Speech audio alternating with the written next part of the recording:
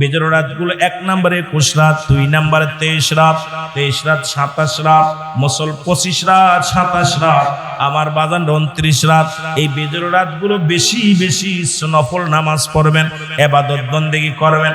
এই শেষটা 10 দিন আল্লাহুম্মা আজিন্নি মিনান নার, জাহান্নাম থেকে মুক্তি চাবেন। এই 10টা দিন বেশি বেশি রব্বে কারিমের কাছে প্রার্থনা করবেন।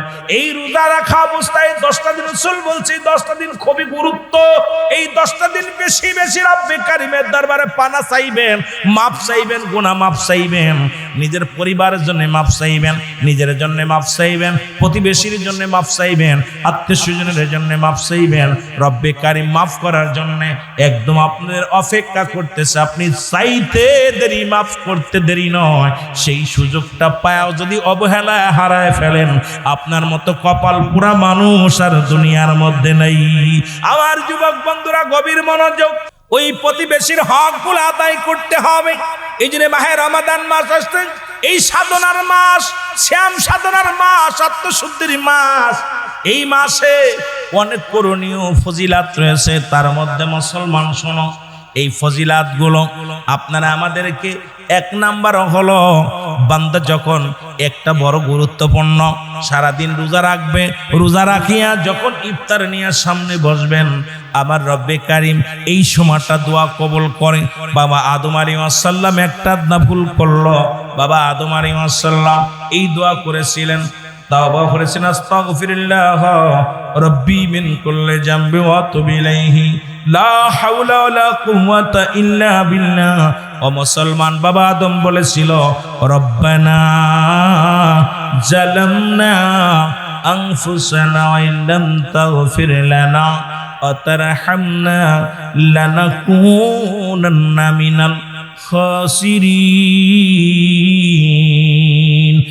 যুবক বন্ধুরা শুনে নাও, এই মায়ের রমাদান মাসের সবচেয়ে ফজিলাত হলো যেগুলো আমি একটু আপনাদেরকে কয়েকটা টাচ দিয়ে যাই, সেই টাচ দেওয়ার পর আমি আবার মূল আলোচনা যেতে হবে, লম্বা আলোচনা হয়ে যাবে। এই রমাদান মাসে আমার বাবারা 1 নম্বরে চাঁদ দেখে রোজা রাখবেন। রাসূল বলে গেছেন, আমার বাবারা, আমার চাঁদটা দেখে রোজা রাখা হলো উত্তম। মুসলমান, এখন আমাদের দেশে কিন্তু চাঁদের দিকে খেয়াল করি না। কেন করি না? তার কারণ হলো এখন আমরা সবাই নির্ভর করি মিডিয়ার দিকে। না না না বাবা, রাসূল বলছে তোমরা চাঁদ দেখে রোজা রাখবা, চাঁদ দেখে রোজা ছাড়বা। চাঁদ দেখার জন্য যদি না দেখতে পারেন, যদি খবর দেয় এই মুসলমান হেলাল কমিটি, যদি খবর দেয়, তাহলে আপনি এই রোজা রাখবেন, দর্শনীয় নয়। তবে নিজ চোখে দেখা এই কুদরতি চোখ দিয়া মাহে রমাদান মাসের যখন আপনি যখন আপনি চাঁদ ধরে দেখবেন, আমার আল্লাহ রাব্বুল আলামিন আপনার ভিতরে রহমত দান করবেন। ওই রমজান মাসের পুরো ফজিলাত, পুরো বরকত, এই নিয়ামত আপনি হাসিল করার যে সবটা পাবেন। মুসলমান বাবারা, চাঁদটা দেখার সঙ্গে সঙ্গে এই বরকতময় চাঁদের খাতিরে রব্বে কারিমের আপনার সগীরা গুনাহগুলো মাফ করে দিবে। জোরে বলেন মারহাবা। কিন্তু এই ছোট ছোট গুনাহ মাফের জন্য অনেক ওসিলা আছে, বড় গুনাহ তো নয়। মুসলমান শোনো, এই চাঁদটা দেখার জন্য চেষ্টা করবেন, না দেখলে দোষণীয় নাই, তবে চাঁদ দেখে রোজা রাখবেন, চাঁদ দেশে পরের দিন থেকে রোজা রাখবেন। দ্বিতীয় হলো আপনি তারাবি আদায় করবেন। আমার দেশে অনেক ভুল করে আমার ভাইরা, যেগুলো ভুল আছে সেই ভুলগুলো শুধরানোর জন্য, পল্লীর জন্য কিছু কথা বলে যায়। আমার বাবারা আমার, 1 নাম্বার দেখবেন অনেকেই রোজা রাখে, তারাবি যদি পড়তে না পারে রোজা ছেড়ে দেয়। তারাবি হলো সুন্নাত না, সুন্নাত আর রোজা হলো ফরজ। এখন অনেকের চিন্তা থাকে আজকে তারাবি পড়তে পারেনি, রোজা রাখবো না। এই ভুলটা করবেন না, তারাবিটা সুন্নাত আদায় করবেন। এইটা একটা দোয়া, এই 20 রাকাত তারাবি আপনি আদায় করবেন, সারা রাত জেগে জেগে ইবাদত করবেন, রোজা রাখবেন, দিনের বেলা রোজা রাখবেন। এবার আরেকটা ভুল করি আমরা, সেটা হলো সেহেরি। রাসূল বলছে ইফতারটা সময় মতো করে নেবেন, সময় মতো একদম ঠিক সময় ইফতার করার জন্য রাসূল তাগিদ দিছে। আমার বাবারা আমার, আর সেহরিটা শেষে করতে বলেছে। এই শেষের এই জন্য করতে বলেছে, যখন সেহরিটা শেষ করবে ইমাম সে বাজান দিবে সালাতু খায়রুম মিনান নাওম, সঙ্গে সঙ্গে আপনি রোজা কি অবস্থায় সঙ্গে সঙ্গে মসজিদে যাবেন, কারণ সকালবেলা 2 রাকাত ফরজ নামাজ আছে, আপনার নামাজ হলো ফরজ, রোজাও ফরজ, কিন্তু অনেকে রোজা রাখেন ফজরের নামাজে যান না। এই জন্য আপনি সেহরি করবেন শেষে, ইফতার করবেন আগে, তবে এত আগেও করবেন না, আবার বেলা ডুবার আগেই যদি শেষ করে দেন তাহলে রোজা কিন্তু শেষ। জন্য কোন ঠিক কিনা? এই সময়টা বেশি দোয়া কবুল করে আল্লাহ রাব্বুল আলামিন। বান্দা যখন ইফতারি নিয়ে রব্বে কারীমের দরবারে প্রার্থনা করে, রব্বে কারীম অত্যন্ত ভালোবাসে, অত্যন্ত মায়া করে, ওই ব্যক্তির গুনাহ আল্লাহ মাফ করে। ওই সময় দোয়া করবেন, তওবা করবেন, ইস্তেগফার করবেন, করে করে দোয়া করবেন, রব্বে কারীমের কাছে প্রার্থনা করবেন। আমার বাবারা, আমার বন্ধুরা, আমার আবার অনেকে আছেন মুসলমান, সেহরি যেটা না করতে পারলে রোজা রাখে না, চিন্তা করে রোজা রাখা এটা উত্তম, উত্তম রোজার ইফতার করা, সেহরি করা। এটা যদি পারেন একটা খেজুর খেয়ে থাকবেন, একটু পানি খাবেন, যদি নাই উঠতে পারেন, যদি খাইতে না পারেন, এই অবস্থায় রোজা রাখবেন, নিয়ত করবেন, কোনো দোষণীয় নয়। কারণ সেহরি খাওয়া ফরজ নয়, সেহরি খাওয়া একটা সবের কাজ। এটা ওই গনিমতের মালের মতো, মুসলমান করলে সব ধরে নিবেন, যেটা ধরে নিবেন এটা আপনি আদায় করে নিবেন। আর রোজা কিন্তু ফরজ, এই ফরজ রোজার দিকে গুরুত্ব রাখবেন। আমার দেশের অনেক বাইরে আছে ইফতার করতে, সেহরি করতে পারে না, সে রোজাও রাখতে চায় না। এই ভুলটা করা যাবে না। সেহরি করা হলো সুন্নাত, রোজা রাখা ফরজ। এই ফরজ রোজার দিক গুরুত্ব থাকবে, জোরে বলেন মারহাবা। এই রোজা রাখা অবস্থায় রাসূল বলছে তোমরা মিসাক করবা। সুবহানাল্লাহ বলেন। 20টা ফজিলাত আছে, তা অতগুলো তো বিস্তারিত বলতে পারবো না, কয়েকটা যেগুলো আপনাদের একান্ত প্রয়োজন এগুলো একটু বলে যায়। এদের মুসলমান এবার বীর কি করবেন? মেসাক করবেন। অনেকে দেখেন রোজা থাকে মিসাক করে না, এলা আরেক বুকার দলেরা দেখা যায় তাদের পাশে নামাজ পড়তে গেলে নাক বন্ধ আসে, একটা দুর্গন্ধ বাইর হয়। আপনি 5 ওয়াক্ত নামাজ পড়েন, 5 ওয়াক্তে আপনি কি করবেন? মিসাক করবেন। যেটা মুসলমান একটা ডলা দিয়া রেখে দিবেন, দুর্গন্ধ চলে যাবে। তবে মুখ থেকে যে দুর্গন্ধটা আসে সেই গন্ধ আর সেই গন্ধ নয়, এই গন্ধটা আসবে যখন মিশকাম্বার আসাইতুল সুগিরাম, সেটা হলো রোজাদারের ঘিরান।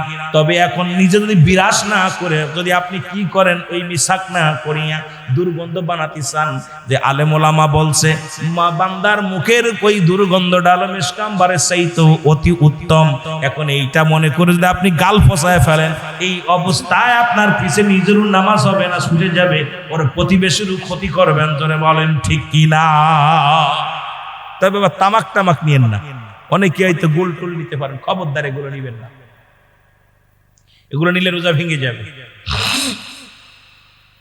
আমার ভাইয়েরা, আমার বন্ধুরা, আমার রোজা রাখা অবস্থায় বেশি বেশি কোরআন না পড়তে পারেন, কোরআনটা বুকের সঙ্গে ধরবেন। যদি পড়তে একেবারেই না পারেন, সূরা কিরাত যা পারবেন পড়বেন। যদি কোনো কিছুই না পারেন, তবু কোরআনটা বুকের সঙ্গে টেনে ধরবেন, বুকের সঙ্গে লাগাইবেন, কোরআনকে মহব্বত করবেন। যদি আপনি 2টা 4টা হরফ জানেন, এটা আপনার নাতি পুতিরে শিখাইবেন। নাতিরে বুক কাছে নিয়ে ডাক দিয়ে বলেন আলিফ বা তা সা, যা পারবেন তাই শিখাবেন। কারণ নিজে কোরআন শিখবেন এবং এই মাসটা হলো গুরুত্বপূর্ণ। একটা হরফ পড়লে 10টা নেকি, এই মাসে 70 নেকি। এই 70কে আবার 7 গুণে বৃদ্ধি করেছে মুসলমান, শুনে নাও। এই মাসে যত নেকি করবেন ওই মাসে তার দ্বিগুণ হবে। সুতরাং ওই মাসে বেশি বেশি দান ধ্যান করবেন। আর রোজা রাখা অবস্থায় সবচেয়ে গুরুত্ব হলো এই শেষ 10টা দিন। রাসূল বলেছেন সবচেয়ে বেশি গুরুত্ব হলো এই 10টা দিন। এই 10টা দিন বাজারঘাট করার জন্য নয়, এই 10টা দিন কেনাকাটার জন্য নয়। রাসূল বলছে এই 10টা দিন ইতিকাফে থাকা অবস্থায় ইতিকাফে থাকবেন। ইতিকাফে যদি থাকতে না পারেন, কিন্তু আমার দেশে দেখা যায় মসজিদে যদি নামাজ পড়েন, ওই মসজিদে যদি কেউ যদি মুসল্লি যদি কেউ ইতিকাফে না থাকে, পুরো মহল্লাটাই দায়ী হয়ে যাবে। যদি ওই ইতিকাফে মহল্লার একজন বসে, সবাই দায়ী মুক্ত হয়ে যাবে, ফরজে কিফায়ার মতো। তবে ইতিকাফে বসা অবস্থায় যদি কোনো ব্যক্তি জানাজার নামাজে শরীক হয়, দেখা যায় মসজিদ থেকে বাইরে জানাজার নামাজে শরীক হয়েছে, সঙ্গে সঙ্গে ইতিকাফ ছুটে যাবে। কিন্তু আমার দেশে বর্তমান ইতিকাফে বসে মোবাইল টেপে আর গল্প করে, বিয়ের সঙ্গে গল্প করে, বন্ধুর সঙ্গে গল্প করে। ইতিকাফে বয়ে এসব ভণ্ডামি চলবে না। ইতিকাফ শব্দের অর্থ হলো আবদ্ধ থাকা, মরে যাওয়া। সুতরাং একমাত্র যদি তোমার গোসল ফরজ হয়ে যায় তাহলে তুমি গোসল করো, আর যদি না পারো না করলে উত্তম। আমার বাবারা, আমার, এখন আমার দেশে যে ইতিকাফ হয়েছে ডিজিটাল ইতিকাফ, এই ইতিকাফ আরো গুনার কাজ হয়ে দাঁড়ায়। জোরে বলেন ঠিক কিনা? এই মাসটা হলো লাইলাতুল কদরের মাস, এই মাসটা হলো গুনাহ মাফের মাস, এই মাসটা হলো গুরুত্বপূর্ণ। এমন নবীজি এই মাসটারে এত গুরুত্ব দিয়েছেন, এই মাসটাকে বেশি বেশি ইবাদত বন্দেগী করবেন, এই মাসের মধ্যে ইফতার করবেন, এটা একটা বড় নিয়ামত, এটা একটা সওয়াবের কাজ। ইফতারি করবেন, এটা একটা সওয়াব। এরপরে সেহরি করবেন, এটা একটা সওয়াব। তারাবি 20 রাকাত সময় মতো ঠিক মতো পড়বেন, এটা একটা সওয়াব। মানুষকে দান ধ্যান করবেন, এটা একটা সওয়াব। এটা মুসলমান নবীজি বলছি, এটা গনিমতের মালের সঙ্গে রমজান মাসটা তুলনা করলেন। কেন করলেন? সেটা হলো মায়ে রমাদান মাস যত দীর্ঘ 11টা মাস, এই 11টা মাস সামনে বাবার রয়েছে, একটা মাস এই পৃথিবীর মধ্যে আপনার আমার জন্য বরকতময় পুণ্যময় মাস, রোজা মুসলমান গুনাহ মাফের মাস। এই মাসটা পৃথিবীর মধ্যে সবচেয়ে উত্তম মাস মাহে রমাদান মাস, আপনার আমার জন্য গুরুত্বপূর্ণ মাস। জোরে জোরে বলেন মারহাবা।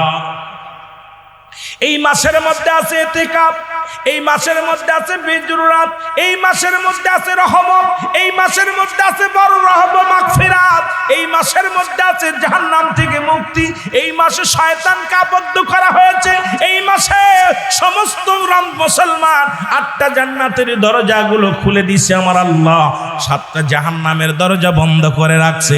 এই মাসটার মধ্যে এত ফজিলাতপূর্ণ মাস, আমার নবীজি বলছে এই মাসটা পায়াও যে ব্যক্তি তার গুনাহ ঝরাইতে পারলো না, এই মাসটা পায়াও যে গনিমতের মালের সঙ্গে তুলনা করলেন, এরপরও যদি কোনো ব্যক্তি এই মাসটা পায়ও যদি দুনিয়া থেকে গুনাহগার হয়ে চলে যায়, এর মতো কপাল পোড়া মানুষ আর পৃথিবীর মধ্যে কেউ নাই। জোরে জোরে চিল্লায় বলেন মারহাবা। আর একটু জোরে বলেন না। এ মুসলমান গভীর মনোযোগ। সুতরাং এই মাসে আছে দান ধ্যান করবেন, সদকা দিবেন। এই মাসে মুসলমান রোজা শব্দের অর্থ জ্বালিয়ে দেওয়া, পুড়িয়ে দেওয়া, আপনার দেহের গুনাহগুলো সব জ্বালিয়ে পুড়িয়ে দেওয়া। এরপরে এই মাসটা পায়া যদি গুনাহ মাফ না করাইতে পারবেন, এই মাসটার মধ্যে ফজিলাত আছে মোট মুসলমান 20টা ফজিলাত। 20টা ফজিলাত আমরা 4-5টা জানি, অনেকে চিন্তা করি রোজা রাখা, সেহরি করা, ইফতার করা, তারাবি পড়া মুসলমান, আর ইফতার করা। এর সেই তারও আছে মুসলমান, এই 4টার মধ্যে সীমাবদ্ধ নাই। এর ফজিলাত হলো 20টার উপরে ফজিলাত, এর মধ্যে রমজান মাসে রয়েছে। এই ফজিলাতগুলো আমাদের জানার দরকার, বোঝার দরকার, কিন্তু আমরা অনেকেই কিন্তু রমাদান মাসের গুরুত্ব ভুলে গেছি। এই মাসটা রব্বুল আলামিন, আমার রব্বুল আলামিন এত গুরুত্ব দিছে, এই মাসটার মধ্যে এত বড় রহমত দান করেছে, যে মাসটা পায়া আমার নবীজি খুশি হয়েছেন। এই মাসটা পাইয়া আমার বাবা নবীর উম্মতের জন্য ওই যে লাইলাতুল কদর একটা রাত দিয়ে দিছেন এই মাসের মধ্যে, যা 1000 মাস 1000 বছরের চাইতে ওই পুণ্যবতী রাত, পুণ্যবতী রাত, এ মুসলমান ফজিলাতপূর্ণ রাত যদি কারোর কপালে জুইটা যায়, তার জীবনটা বড় ধন্য হয়ে যাবে। এই মাসে দেখা যায় অনেক বড় লোকেরা, অনেক বড় লোকেরা রং বিরঙের খাবার খায়,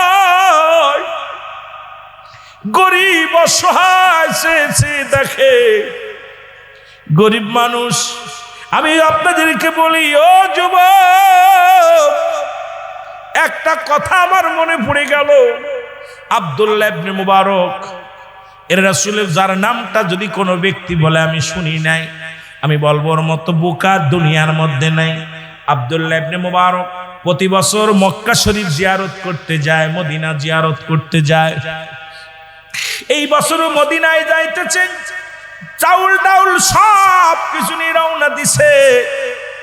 এমন সময় রে মুসলমান ছোট ছেলেরা ডাক দে বলে, আব্বু কই যাও? কয় মদিনায় যায়। ডাক দে বলে, বাবা গো আপনি মদিনায় যাও। ও বাবা, আমার তো গোস্ত পরানে চায়, আমাকে একটু গোস্ত খাওয়ায় যাও। আব্দুল্লাহ ইবনে মুবারক ডাক দে বলে, বাজান আমি মদিনায় যাই, এখন তুমি গোস্ত চাইলে এখন কেমনে আয়না দিব?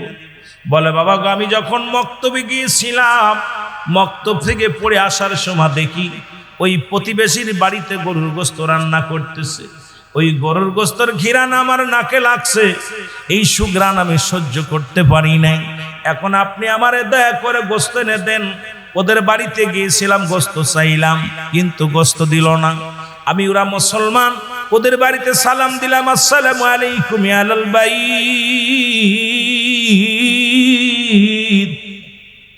আসসালামু আলাইকুম ইয়া আহলাল বাইত। ভিতর থেকে আওয়াজ আসলো। আমি জিগাইলাম আপনারা গোস্ত রানছেন নি? কয় হ। আমাকে একটু দেন। তারা দেই নাই। আব্বা গো আমার গোস্ত পরানে চায়, আমাকে একটু গোস্ত দেন গো আমার আব্বা। আব্দুল্লাহ ইবনে ফারুক মনে বড় কষ্ট পাইয়া রওনা হয়ে গেলেন, বলে বাবা আমি আসি। উনি রওনা দিয়ে গেলেন, যায়া ওই প্রতিবেশীর বাড়িতে যায়া বলেন আসসালামু আলাইকুম ইয়া আহলাল বাইত। ওয়া আলাইকুম আসসালাম।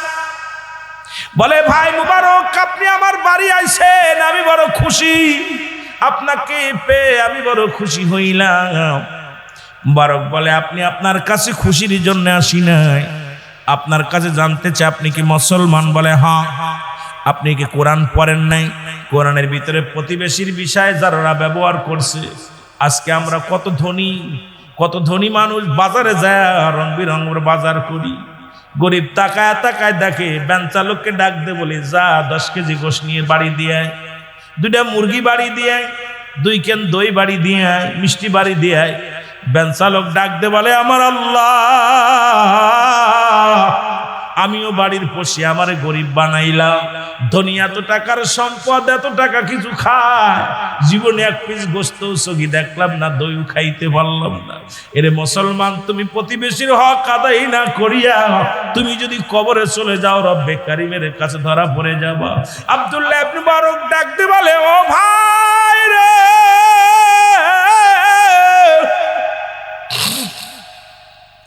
আগে জানতে চায় আপনি কি একজন মুসলমান? বলে হ্যাঁ।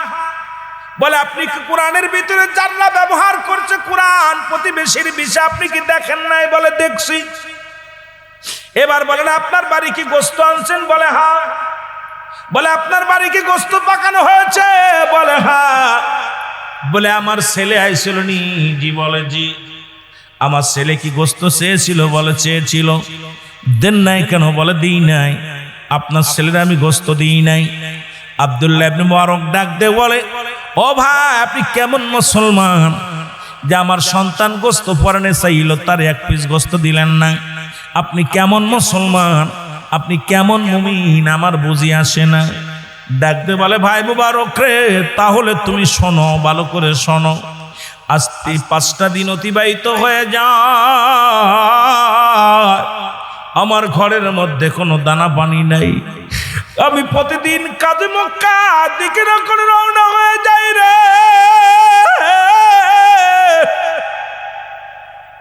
আমি প্রতিদিন যখন কাজে বাইর হয়ে যাই, সারাদিন মক্কা মদিনায় ঘুরি, কোনো মানুষ আমারে কাজ দেয় না।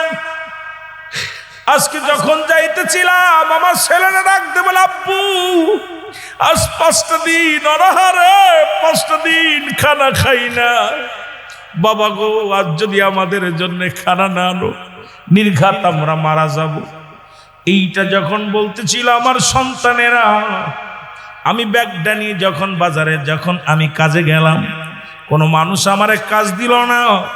যখন আমি ব্যাগটা নিয়ে বাড়ির দিকে ফিরতেছিলাম রে ভাই মোবারক, আমার কলিজার টুকরা সন্তানের কান্নার আওয়াজ,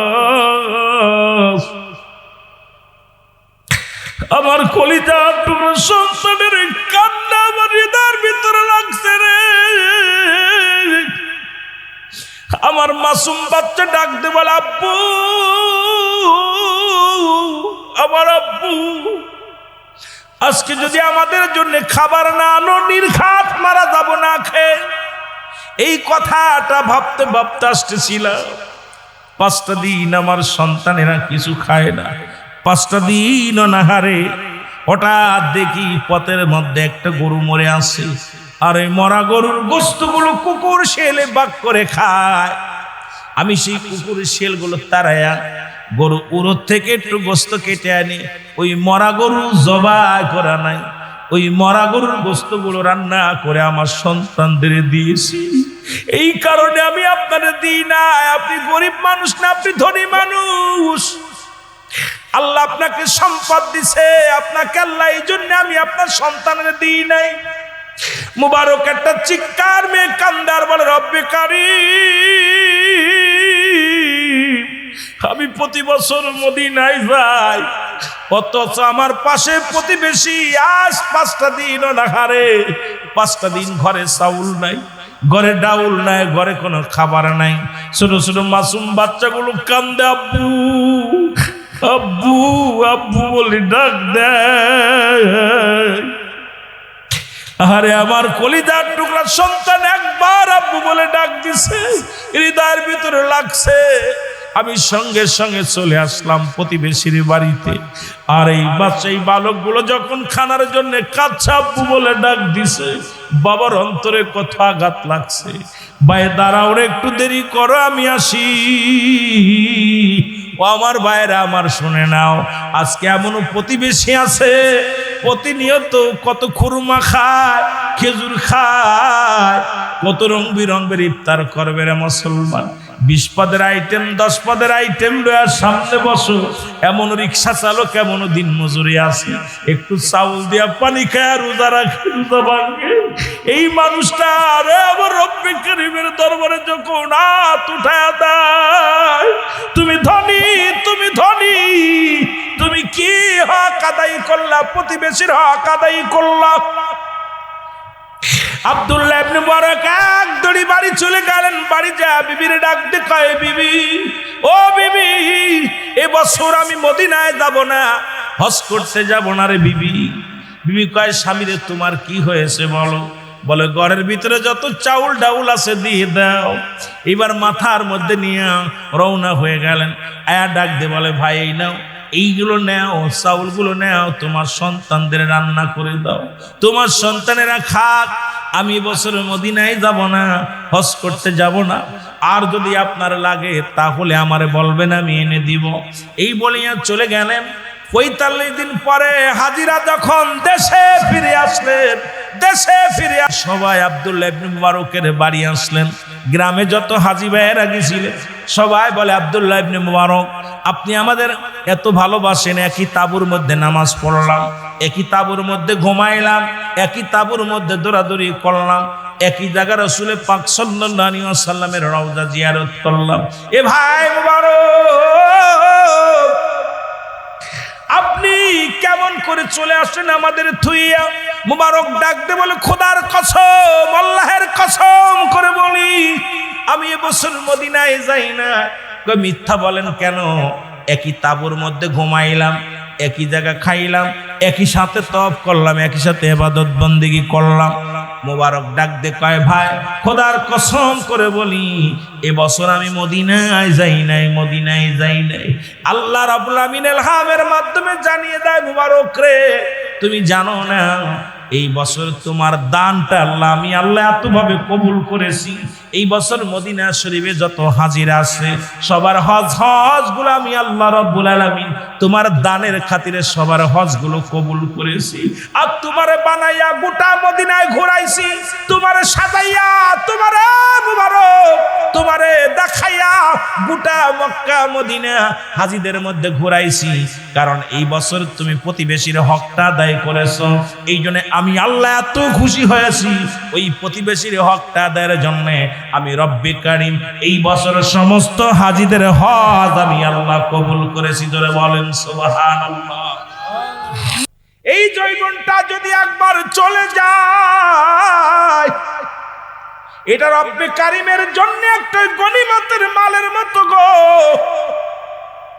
কলমের কালি যেমন ফুরায় গেলে আর লেখা সম্ভব নয়, জৈবন কালটা যদি অবহেলায় হারা যায়, কেঁদে লাভ হবে না রে বাবা, কেঁদে আর লাভ হবে না। এই জন্য জৈবন কালটার গুরুত্ব দিছে আমার রব্বে কারীম, জৈবন কালের গুরুত্ব দিছে আমার নবীজি। ও যুবক বন্ধুরা শুনে নাও, এই জৈবন কালটার খুব গুরুত্ব বললাম। দুইটা জিনিস হেফাজত যদি কোনো করতে পারে কোনো ব্যক্তি, আল্লাহর নবী ওয়াদা করেছে, আমি নবী জান্নাতের তারে জামিনদার হয়ে গেলাম। এখন রাসূলুল্লাহ জান্নাতের জামিনদার হক, আপনারা চান কি চান না? একবার ফুরিয়ে গেলে। এই জন্য যৌবনকালটা নষ্ট করা যাবে না। এ সময়টা খেলাধুলা করে সময় নষ্ট করা যাবে না। যৌবনকালে ও মুসলমান শোনো, ঝড় যদি সেরে যায়, একবারে বাংলা ভাষা আমি আপনাদের বুঝা দিয়ে যাই, ঝড় যখন তুফান আসে, যদি আম কুড়াইতে যান, ঝড় সেরে গেলে আম পাওয়ার সম্ভাবনা, ঝড়ের ভিতরে গেলে কিছুটা পাওয়া যাবে। যৌবনকালে যদি ইবাদত বন্দেগীতে মজা না লাগে, বুড়াকালে অলসতায় ধরবে, বুড়াকালে ইবাদত করে শান্তি পাওয়া যাবে না, কোনো কাজে তৃপ্তি পাওয়া যাবে না, মজা পাবে না। জোরে বলেন ঠিক কি না? এই জন্য রাসূল বলছে যৌবনকালের গুরুত্ব দিয়া নবীজি বলছে, তোমরা যৌবনকালকে খেয়ানত করো না, যৌবনকালটা নষ্ট করো না। এই কালটা তোমরা ভালোভাবে ইবাদত বন্দেগী করো। আল্লাহর জান্নাতে যদি যেতে চাও, রাসূলের দিদার যদি পেতে চাও, তাহলে এই জীবনটা, ওই যৌবনকালটা এমন ভাবে কাটিয়ে দাও, রব্বে কারীমের ইবাদত বন্দেগীর মধ্যে জোরে জোরে চিল্লায়া বলা যাবে না মারহাবা। দ্বিতীয় নাম্বার নবীজি বলেছেন, 2 নাম্বার হলো সুস্থ শরীর। ওই ব্যক্তি, যে ব্যক্তি সুস্থ আছে, সুস্থ থাকাকালীনে সেজন্য রব্বে কারীমের ইবাদত বন্দেগী বেশি বেশি করে। মুসলমান যখন অসুস্থ হয়ে যায়, এই ব্যক্তি নামাজ পড়ে শান্তি পায় না, রোজা রেখে শান্তি পায় না, জিকির করে শান্তি পায় না, রাত জাগরণ করে শান্তি পায় না। এই রাসূল বলছে পৃথিবীর মধ্যে সবচাইতে সুস্থ থাকা অবস্থায় রব্বে কারীমের ইবাদত করার হুকুম বলেছে। এটা একটা গনিমতের মালের সঙ্গে 5টা জিনিস তুলনা দিয়েছে। তার মধ্যে 2 নাম্বার হলো মানব দেহের সুস্থতা। জোরে জোরে চিল্লায় বলেন মারহাবা। মুসা আলাইহিস সালাম ডাক দিয়ে বলে, রব্বে কারীম, আমি আপনার কাছে জানতে চাই, আপনি যদি মুসা হন, আমি যদি আল্লাহ হই, আপনি আমার কাছে কি চাইবেন একটু জানতে চাই। আমার আল্লাহ কয়, মুসার জীবনেও তুমি কোনোদিন আল্লাহ হতে পারবা না। মুসা নবী আল্লাহ তুমিও জেনে রাখো, তুমিও কোনোদিন মুসা হতে পারবে না। আমি যেমন আল্লাহ হতে পারবো না, আপনিও মুসা হতে পারবেন না। তবে ধরেন আপনি মুসা, আমি আল্লাহ, আমার কাছে কি চাইবেন? আমার আল্লাহ কয়, মুসা নবী মুসারে শোনো, তোমার যদি আল্লাহ হতে, আমি যদি মুসা হতাম, সর্বপ্রথম চাইতাম আমার শারীরিক সুস্থতা। আমার আল্লাহ বলেন, মুসারে, আরে যার দেহ ভালো তার সব ভালো। এই জন্য আমি সর্বপ্রথম রব্বে কারীমের কাছে দরখাস্ত করতাম, আল্লাহ যেন আমার শারীরিক সুস্থতা রাখে। এর মুসলমান দেয়ার দ্বারা প্রমাণ হয়, মানব দেহটার ভালো রাখার জন্য, তার শারীরিক মানসিক সুস্থতা রাখার জন্য 1 নম্বরে এই ব্যক্তির সুস্থতা প্রয়োজন। জোরে বলেন ঠিক কিনা? আর একটু জোরে বলেন। রাসূল বলছে, ওই যৌবনকালটা যেমন গনিমতের মাল, তদ্রূপ মানব দেহের সুস্থতাও গনিমতের মালের মতো। যত ধরে নিতে পারবা, যত ইবাদত বন্দেগী করে নিতে পারবা। ওরে মুসলমান, এই দুনিয়ার মধ্যে মাথা জ্বালা যার, সে তো ইবাদত বন্দেগী করতে পারে না। পেটে ব্যথা যার, সে তো খোদার ইবাদত ঠিক মতো করতে পারে না। চোখে দেখে যে, সে কোরআন পড়তে পারে না। মুসলমান গভীর মনোযোগ, এক কথায় আপনাদের এত বোঝানো লাগবে না, জ্ঞানী গুণী মানুষ যারা আছেন। এই জন্য সুস্থতা আমার আল্লাহ পাক আমার নবীজি ঘোষণা করেছে, এটা গনিমতের মালের সঙ্গে ঘোষণা করেছে। বান্দার এই দুনিয়ার মধ্যে 5টা নিয়ামতের মধ্যে 2 নাম্বার নিয়ামত হলো তোমার দেহটা সুস্থতা। আজকে যদি আমার আপনার দেহটা সুস্থতা থাকে, সব শান্তি লাগবে। খেয়ে থাকেন আর না খেয়ে থাকেন, মনের শান্তি লাগবে, তৃপ্তি থাকবে, তৃপ্তি পাবেন অন্তরের ভিতরে। এই জন্য 2 নাম্বার শারীরিক সুস্থতার দরকার আছে কি না? 3 নাম্বার হলো, যুবক শোনো, আল্লাহ তাআলা 3 নাম্বার নিয়ামত হলো আল্লাহ ধন সম্পদ। এই ধন সম্পদ পৃথিবীর মধ্যে মুসলমান শুনে নাও, গনিমতের মালের সঙ্গে তুলনা করছে। আজকে আপনি যা আছে দান ধ্যান করেন, কিন্তু কালকে তো পারবেন না। যখন ছেলেরা 3 কাম চলে যাবে, আপনি চাকরি করেন, লক্ষ লক্ষ টাকা কামান, কিন্তু 500 টাকা মসজিদে দেওয়ার মতো ক্ষমতা আপনার হয় নাই, 1000 টাকা দেওয়ার মতো ক্ষমতা হয় নাই, আল্লাহ দিনের কাজে ব্যয় করার মতো ক্ষমতা আপনি দেন নাই। কিন্তু এমন একটা দিন আসবে, ছেলের কাছে 200 টাকার জন্য ধন্যে দিয়ে পড়ে থাকতে হবে, ওখান থেকে 50 টাকা দান করার মতো ক্ষমতা আপনার থাকবে না। এই জন্য ধন সম্পদ যখন আসবে, আমার রাসূল বলছে, ধন সম্পদ টাকা পয়সা যখন রোজগার করবা, এটি বেশি বেশি করে আল্লাহর রাস্তায় দান ধ্যান করবা। ওই যখন তুমি বুড়া হয়ে যাবা, ক্ষমতা থাকবে না দান ধ্যান করার মতো, তোমার ক্ষমতা থাকবে না, পেনশন পেয়ে যাবা এই বুড়ো বয়সে, তখন তুমি আর দানের হাতটা তোমার এরকম চলবে না। অনেক বাবারা আছেন কোটিপতি ছেলে, কিন্তু বাবা দান করতে পারে না ছেলের অনুমতি ছাড়া। যদি কেউ চেয়ে বসে বলে আমি ছেলের কাছে আগে যোগাযোগ করে দেখি, নিজের বলতে কোনো আমি তো থাকে না। এই রাসূল বলছে, যখন তোমাদের কাছে ধন সম্পদ ঘোষিত থাকবে, যখন তোমরা টাকা পয়সা রোজগার করবা, বেশি বেশি করে আল্লাহর দিনের কাজে ব্যয় করবা। জোরে জোরে চিল্লায় বলা যাবে না মারহাবা। এ মুসলমান, 4 নাম্বার হলো রাসূল বলছে, পিতা মাতা দুনিয়ার মধ্যে জিন্দা থাকতে রে এই ভুলটা আরো করে ফেলি। পৃথিবীর মধ্যে পিতা মাতার নাফরমানি সন্তান কখনো জান্নাত পাবে না। কারণ রব্বে কারিমের সন্তুষ্ট করতে হলে তুমি যৌবন বয়সে রক্ত গরমের সময়, তখন খবরদার খবরদার তোমার আব্বা মায়ের মুখের দিকে তাকাও, এমন ভাবে তাকাও বিনয় হয়ে যাও, মা বাবার দিকে বিনয় হয়ে যাও। এই জন্য আমি আস্তে আস্তে আলোচনার দিকে যাইব। এই বিষয় নিয়ে অনেক আলোচনা রয়েছে মুসলমান। নবীজি বলছে, গনিমতের মাল যেমন পাইলে তুমি ভক্ষণ করো, তোমার হয়ে যায়। যখন তোমার আব্বা মারে পাইবে, তখন তুমি তার পায়ের নিচে নেশার হয়ে যাও, জীবনটা বিলিয়ে দাও। রাসূল বলছে, তোমরা বেশি বেশি করে নবী, আমার নবী বলছে, আমার বন্ধুগণ শোনো, ওই পিতা মাতার দিকে এমন ভাবে রুজু হয়ে যাও। নবীজি বলছে, পিতা মাতা যখন বুড়া হয়ে যায়, খবরদার খবরদার তাদের সঙ্গে শব্দ ব্যবহার করো না, টু শব্দ করো না। তোমাদের আব্বা মা যখন বুড়া হয়ে যায়, বুড়া মানুষ আর বুড়া মানুষের ব্যবহার এক হয়ে যায়। বুড়া মানুষ যেমন ভুল করে, বুড়ো মানুষগুলো এরকম ভুল করবে। বুড়ো তোমার সন্তান যেমন তোমার বিরক্ত করে, তোমাদের আব্বা মা যেমন বুড়া হয়ে গেল এরকম বিরক্ত করবে।